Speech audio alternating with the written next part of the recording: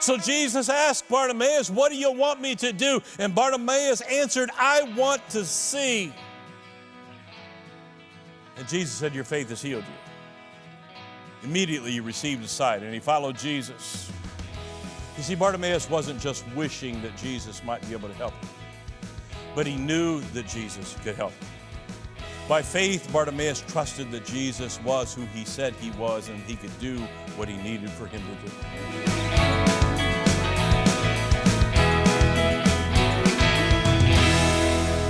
And you know that you need to come back home. Maybe he's come here today to heal your sickness. You've been to the doctors and you've been to the specialists. You've taken the medications and gone through the treatments. But you've never thought about just stepping forward into the holy presence of God and letting your problem melt away in his glory. Maybe he's come here today to provide for your needs. You're hurting and you're struggling and God wants to put some meal in your barrel and some oil in your cruse. Maybe he's come here today to break your chains. The devil has wrapped you up in something that you never intended to get involved in, and you don't know how to get out of it. He's trying to convince you that you're somebody other than who God created you to be, but Jesus has come here today to set you free.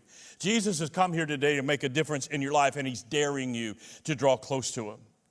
You might not have been thinking about that when you decided to show up for church. You might not have come here with expectation or anticipation. You may have just stumbled in here for all of the wrong reasons, but the ground that you're standing on is holy ground because the presence of God is in this place and he is about to do something spectacular.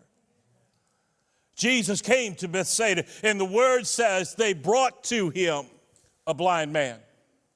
The fact of the initiative seems to have come more from the people that brought him than from the blind man himself. All throughout the scriptures and all throughout history, nobody had ever been healed of blindness.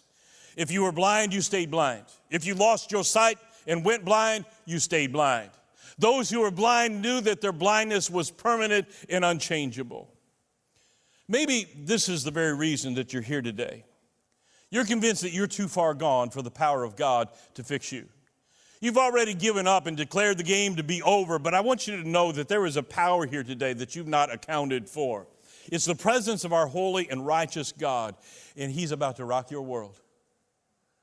This man was blind. Have you ever considered what you couldn't do if you were blind? Have you ever thought about how your level of dependency would change and how your life would be altered if suddenly you lost your sight? You see, we don't often appreciate what we have until we no longer have it. We don't appreciate our health until we become sick.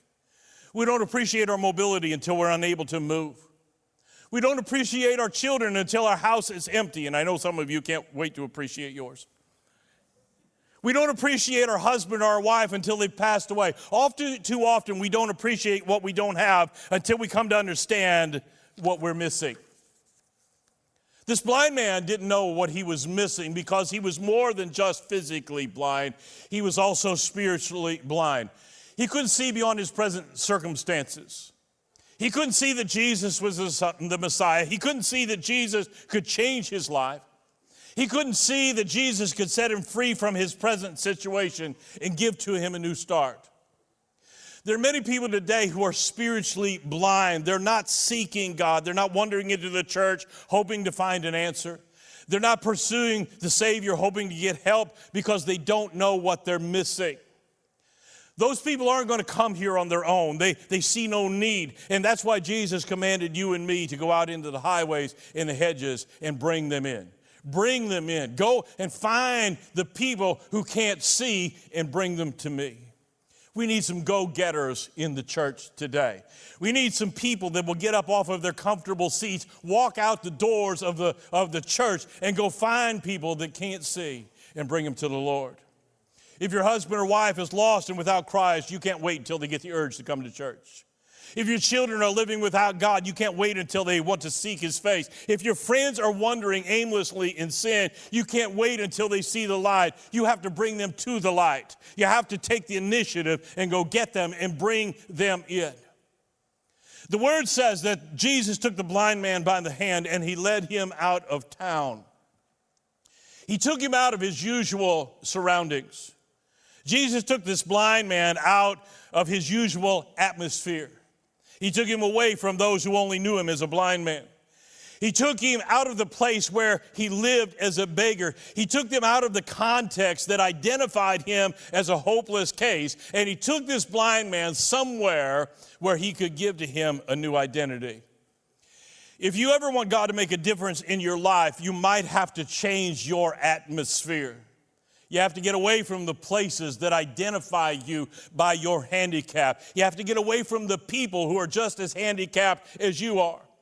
You have to get away from the crowd that tells you that there's nothing wrong with you and encourages you to stay like you are. You have to get away from those who have no sight and get around some people who can see so they can enlighten you on what you're missing.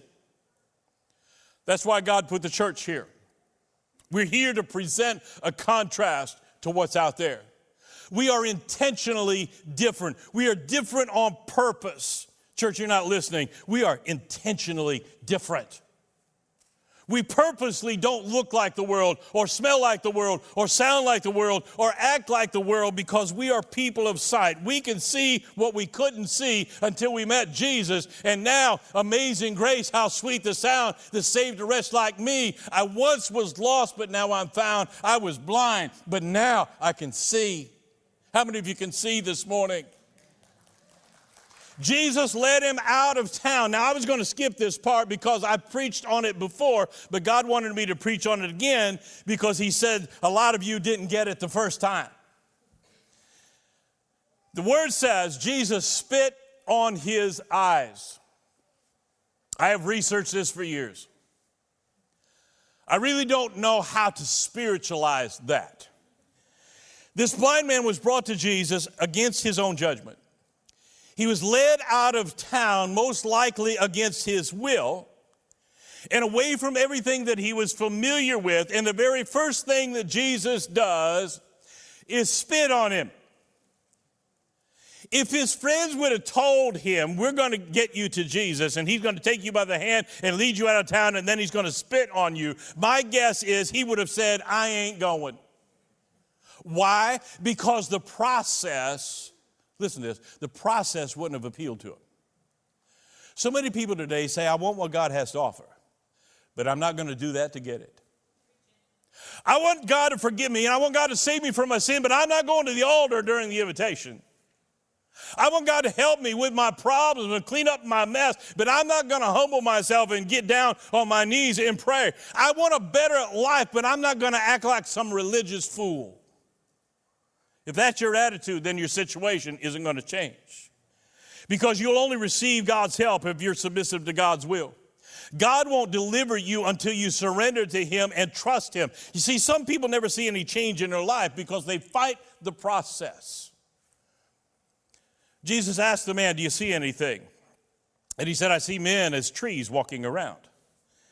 Being blind for a big part of his life, I'm certain that he had some idea but not complete clarity on what things should look like. He was given a sense that he hadn't used in a long, long time.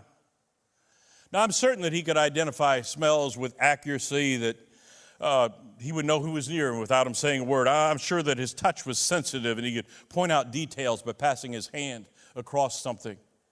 He most likely could hear sounds that most of us are unable to distinguish, but he hadn't seen for a long time. And as beautiful as it was, seeing was unnatural to him. When somebody comes to Christ for the first time, there are a lot of things that they readily don't understand. They have to make adjustments and gain knowledge of what walking with God is all about. Everything is new and fresh and alive, but not everything is clear. Maybe you're a new believer this morning and you're trying to make sense of all of this, and a lot of it's not clear to you. You see, some new believers think the Ten Commandments is still a Charlton Heston movie and Romans Road is the alley behind Pizza Hut.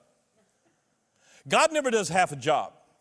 There's nothing so big that he can't fix it the first time. There's no problem or sickness or need or situation that is so immense that God can't resolve it instantly. So why is it that this man couldn't see clearly? I believe that it's because when Jesus touched him the first time, he restored his eyes completely. But he had to touch him a second time to teach him how to use them. You see, there are some who believe that one trip to the altar is all they need from God. One trip is an end-all, fix-all for all of their troubles. They prayed the prayer of salvation. Now they have all they need. But the truth is they can't see the whole picture clearly. Your sins have been forgiven and you've been saved and you're on your way to heaven. But I want you to understand something today. The Savior that touched you once can touch you again. The one that touched you and forgave you of your sin can touch you again and show you how to forgive other people. He can touch you again and teach you how to give instead of take. He can touch you again and give you wisdom and understanding. He can touch you again and show you how to be a godly husband or a godly wife. He can touch you again and help you be a good father or a good mother. He can touch you again and show you how to be a godly son or a godly daughter. The one that touched you before can touch you again and give you boldness to stand up for what is right in a world full of wrong. He can touch you again and again and again until you see all things clearly. Then Jesus sent the man home, and he said this, don't go into the village. Now, some people suggest that his purpose here was to maintain secrecy, but that statement would suggest fear and a lack of confidence in the sovereignty of God. No one would touch Jesus until his time. Nobody would kill him before he surrendered. Nobody would crucify him until he laid down his life. So I don't believe that it was a matter of secrecy, but I believe that it was much more simple than that. Jesus said, don't go back into the village. When God saves you, you can't go back. Some people believe that since they've been saved, they can go back into their old hangouts and among their old friends. They're convinced that they can live like Christ in their old atmosphere. Everybody around that might be drinking and doping, but they're not going to, but it doesn't work that way. When God saves you, he not only saves you from your sin, but he also sanctifies you from your past. Those old places and those old people don't belong to the new you. They only know the old you. They can only relate to the old you, and they will be a detriment to the new you, and there is a better place for you to go. Consider this. If Jesus came to Bethsaida and he found this blind man in the village and then led him outside of the village to heal him, and once healed, told him to not go into the village, but to go home, then home must have been somewhere other than where he had been living. I believe that home was probably the other side of the stream. I think that his condition so degenerated his life that there was a time when he left home for the other side of the stream. He left his family. He left his way of life. He left what was good, and he wandered into the nothingness of a community of people who were just as desperate and just as blind as he was. Jesus said, go home. The primary place that you need to be a witness of what God has done in your life isn't among your old friends. It's not in the community. It's not down at your old hangout, but it's at home with your family. Jesus said, go back to your house and tell them what I've done. Go back to your family. Go back to those who know you well and show them that you can see. Go back to your wife who's lived in poverty because of your problem. Go back to the woman that has cleaned up your messes and waited on you when you weren't able to take care of yourself. Go back to that bride who has worked outside of the home and inside of the home because she couldn't depend on you for support. Go back to that woman who stayed true to you through all of your problems and let her see there is a change in you.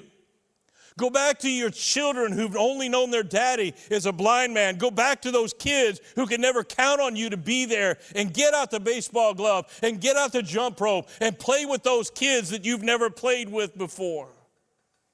Go back to the children who've only seen their father as a beggar and a blemish on society. The children who bore ridicule and pain of a daddy who could do nothing, and wrap your arms around them and promise them that from this day forward, you're going to be different. Go home because you can now see. Now that's the story before the story. After healing this blind man of Bethsaida, Jesus went into Judea. And then in chapter 10, he went into Jericho, and there in Jericho was another blind man named Bartimaeus. Of all the people that Jesus healed, Bartimaeus is the only one whose name we are given. And that's significant, and I'll explain to you why. Something tells me that Bartimaeus had heard about what Jesus did for the blind man at Bethsaida. And he began to think that there might be some hope for him. Church, people outside of these walls need to know what God is doing inside here. Word needs to get out. Somebody needs to hear what God has done for you. Bartimaeus was blind and he was a beggar. He was known as blind Bartimaeus. Now listen to this. The name Bartimaeus is a hybrid of two words. Bar, meaning son of, and Timaeus, meaning the unclean one. Bartimaeus had been identified and placed where he was by the world around him. He was the son of the unclean one. We're no different today. We assess the problem, we test the problem, we identify the problem, and then we label the problem. We start a government program to finance the problem. We grant grants to study the problem and create forums to talk about the problem. And we have marches to make people aware of the problem, but we never seem to fix the problem. We never fix the problem because we're too proud to admit that only Jesus can fix what's wrong with us. We elect politicians and create laws and ban things and bar things, believing that it will be a solution to our trouble, but people are still hungry and they're still sick and they're still rioting and robbing and getting drunk and doing drugs and killing each other because we're too proud to admit that only Jesus can fix what's wrong with us. We put Band-Aids on our symptoms, but we never cure our disease. This man thought there was no hope for him. So when Jesus passed by, he thought he might have an opportunity. So he cried out, "Have mercy on me." But the people standing near him told him to be quiet. After all, he was blind Bartimaeus, the son of the unclean one. Even today, the world tends to stifle our problems. You're an alcoholic. We've identified you and labeled you as an alcoholic, and even though you might stop drinking, you're still going to be a recovering alcoholic, so just stop whining about it and learn to live with it. You're a drug addict, and you might stop doing drugs, but you'll always be a recovering addict, so just shut up and deal with it. Your mom is a mess, and your dad is a mess, and now you're a mess, and you will always be a mess, so just shut up and accept it. You're gay, you were born that way, it's in your DNA, it's who you are, so just be quiet and accept it. We can identify our problems and label our problems, but we're too stubborn to admit that only Jesus can fix our problems. Now, before I go on, I want to take you to another story about another blind man. I want to take you to the story behind this story that will help you understand Bartimaeus' story more clearly. In John chapter 9, there is the account of a blind man who was healed by Jesus. But in this account, the disciples asked a question. They asked Jesus, who sinned that this man was born blind? What they were referring to was the law of Moses in Deuteronomy 28 that listed the curses for being disobedient to God's law. The law of Moses stated that one of the curses for disobeying God's law was blindness. So the Hebrew people were led to believe that all blindness was the result of sin. Are you staying with me here? Here in John 9, Jesus points out to his disciples that in this particular case, this man's blindness was not the result of sin. The blind man hadn't sinned and his parents hadn't sinned, but rather his particular man was born blind so that the power of God could be shown through him. Sometimes there are problems that are thrust upon us, troubles that have come our way that are really no one's fault, but there is the result of living life in this cursed world. Unfair problems that we did not seek, that we did not want. But what I want you to understand here is this. This case did not vindicate all blindness. The man in John 9 wasn't blind because he had been cursed for his sin, but that doesn't mean that others who were blind were innocent. God's law is still God's law. Sin still carries with it a curse, and that sin curse is generational. In Exodus 20 and in Numbers 14, God said, I, the Lord, visit the iniquity of the fathers on their children to the third and the fourth generation of those who hate me. What he is telling you is you, if you are the patriarch or the matriarch of your family, your sins will be passed on to your children, your grandchildren, and your great-grandchildren, unless you do something about it. So now we have the story before the story of the blind man who became blind but was healed by Jesus. And we have the story after the story of the man who was born blind so the power of God could be shown through him. So hopefully now we can understand the healing of Bartimaeus a little bit better. It's very possible that Bartimaeus in our original text in Mark 10 was blind because of sin. And that's why he's called Bartimaeus, the son of the unclean one. Do you follow what I'm saying here? This is what I want you to take from this message. There are some born into this world who are born spiritually blind. They're born into this generational curse. They're born without the opportunity to see spiritual truth. They're blind to God and they're blind to the truth of the Scriptures. They've never seen God. They've never seen God in their home. They've never seen God in their parents. They know nothing about the Bible. They've never been in church, but they have been born spiritually blind, born under a curse because of the sins of their parents. They are sons and daughters of the unclean one. They're the result of a philandering father or a drunken mother who is just out for a good time.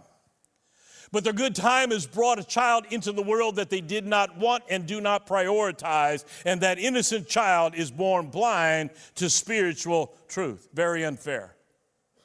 Children are a gift from God, but some adults have neglected and abused their gift. Their children aren't prioritized because their children were never really wanted. Their child isn't valued as a gift from God because God isn't at the center of their life or at the center of their home. Sin is on display by both mom and dad, and because the child is not prioritized, they respond the only way a child knows how to respond. They respond in spiritual blindness. They respond in anger.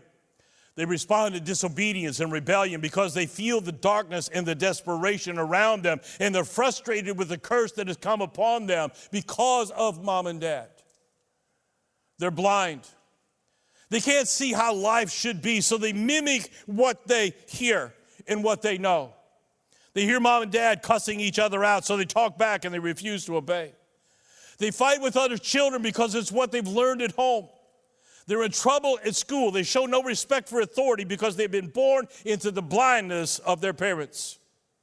They're born into blindness and they're destined to live their life in a mess. Ultimately, they'll pick up mom and dad's bad habits. They'll assume their parents' addictions. They'll look for the same kind of trouble they've seen mom and dad get into, destined to be blind because of the sins of their mom and dad. It's all that anyone ever expects of them. After all, they're the son of or the daughter of the unclean one. And even if they'd want to change, they'll be stifled by the world around them. Verse 48 says they stifled him. Be quiet, they said. You're blind and you'll always be blind. You're a beggar and you'll always be a beggar. He had been labeled and he had been put in his place. They stifled him because they knew that they didn't have the power to fix him. They could identify his problem and they could place him in society where people with this problem ought to be, but they couldn't fix him, so they told him to be quiet. You'll always be blind. But I think, as I've studied this, that there was also another reason why they stifled him. I believe that they had also heard what Jesus did for the blind man in Bethsaida. You see, they had an order.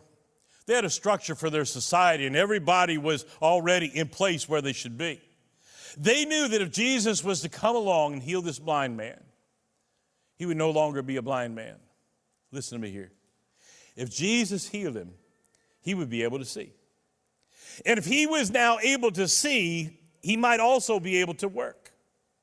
And if he could work, he might just take their job, or he might want to marry their daughter, or he might decide to run for their office. If he could see, he might become a threat to their perfect setup. Church, sometimes we're no different. There are those that we have labeled as undesirable. We have identified their problem, but we have no desire to fix their problem. We don't see them for what they can be, but we only see them for what they are. We have an order, and we want to keep that in place. Oh, God saved that old drunk, and now he thinks that he can come in here and teach my Sunday school class. God saved that drug addict, and now she's trying to come in here and take my spot on the worship team. We disciple those who are crying out for help. Let me tell you something. You can be replaced. I don't care who you are. The kingdom of God isn't going to come to a screeching halt just because you have an attitude. Because there's some homeless person stuck up on a bridge somewhere that God could save and clean up and dress up and put in your place. You can be replaced. They stifled him. But the Bible says he cried out even louder, Jesus, have mercy on me. And Jesus said to his disciples, go get him. Go get him. As Bartimaeus stood before Jesus, Jesus asked him, what do you want me to do for you? Now that sounds like a stupid question. I mean, he was blind. What else would he want Jesus to do? But you see, there's some that come to Jesus who just want their life to improve. They want their problems to be solved, their messes to be cleaned up, and a little bit of money in their pocket. But they don't want to see. They're satisfied living like they're living. They just don't want the issues and the trouble that comes with it. So they cry out to God, hoping that he'll just come in and clean up their mess. They can't see, but they don't want to see. They're satisfied doing nothing with their life. They're satisfied living in darkness, and they're content to be blind. So Jesus asked Bartimaeus, what do you want me to do? And Bartimaeus answered, I want to see. And Jesus said, your faith has healed you. Immediately he received his sight, and he followed Jesus. You see, Bartimaeus wasn't just wishing that Jesus might be able to help him, but he knew that Jesus could help him. By faith, Bartimaeus trusted that Jesus was who he said he was, and he could do what he needed for him to do. Maybe you're blind today. In the past, you were able to see spiritual truths. But over time, you wandered away from God, and you've lost sight of it all. Maybe you're blind today just so God can show his power through you by giving you sight and changing your life. Or maybe you were born into blindness. You're the son or daughter of the wicked one. You don't know much about God at all. You've never seen him. You know little or nothing from the Bible. You've never really been in church, and you've never been able to see spiritual things. You've never seen God. You've never seen his power at work. It's all foreign to you. But you're starting to sense that there's something missing in your life. You've been living in darkness, but you've heard about what Jesus can do, and now, like Bartimaeus, you want to see. You believe that your blindness is unfixable. It's just the way you are. But I want you to know that the power of God is greater, and Jesus can give you sight. What do you want from God today? What do you need from God today? Do you want him to just fix up your mess, to throw a little something your way, or do you want to see? All you have to do is ask. Jesus said, ask and you'll receive, seek and you'll find, knock and the door will be open. And Jesus can do for you what he did for these three